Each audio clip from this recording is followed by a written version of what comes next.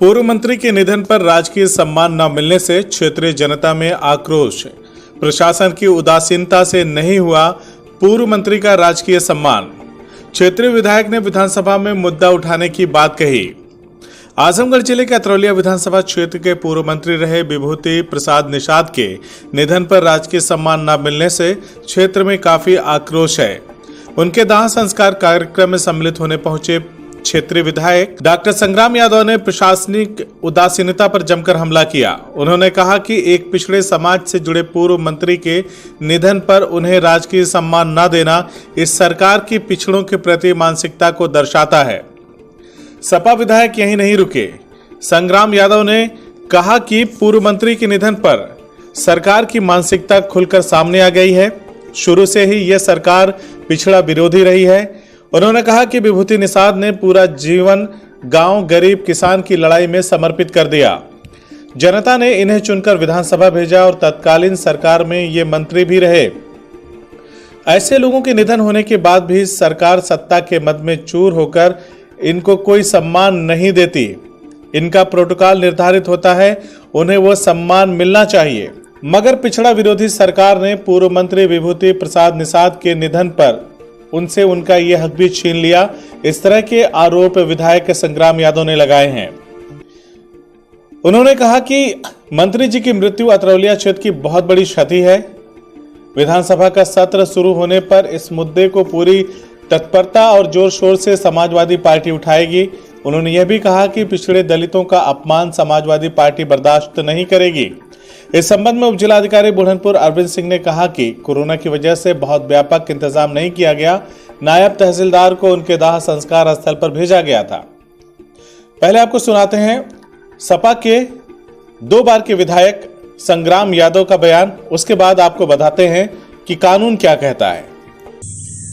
देखिए, स्वर्गीय विभूति प्रसाद निषाद गांव गरीब और किसान के बीच से निकल कर आए थे। वो पिछड़े समाज से थे और वो अतरौलिया के विधायक भी बने और तत्कालीन मायावती सरकार में इस दौर में उन्हें मंत्री भी बनाया गया था, मंत्री भी थे।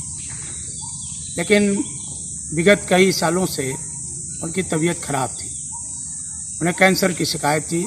हम सब समय समय पर जा कर के उनका हालचाल भी लेते थे। लेकिन कल अचानक खबर आई वो अब हम सबके बीच नहीं है।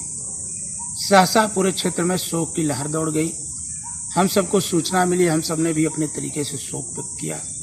और आज हम जब उनकी अंत्येष्टि में सम्मिलित होने के लिए रामबागे घाट पे गए, वहाँ उनके परिजन मिले, गांव के प्रधान सहित सारे लोग मिले। तो और कल आज सारे अखबारों में है कि स्वर्गीय विभूति प्रसाद निषाद हमारे बीच नहीं रहे।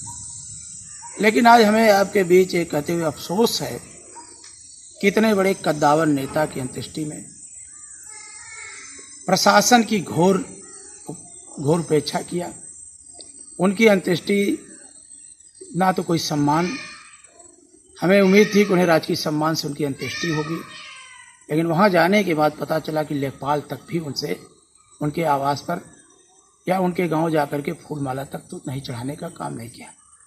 हमें जब इसकी सूचना हुई, हमने तत्काल उप जिलाधिकारी महोदय से फोन पर वार्ता की। हमने कहा स्वर्गीय विभूति निषाद बड़े नेता थे, मंत्री रहे और ये विधानसभा की परंपरा भी रही है और विधानसभा ने समय समय पर माननीय अध्यक्ष विधानसभा ने ये निर्देश भी जारी किया है जिलाधिकारियों को कि पूर्व मंत्री और पूर्व विधायकों के अंत्येष्टि को एक सम्मान तरीके से किया जाए। लेकिन जब हमने उन्हें संज्ञान में डाला तो वो मौके पे थे नहीं। कोई आज उत्तर प्रदेश सरकार के मंत्री आ रहे थे, उनकी अगवानी में गए हुए थे।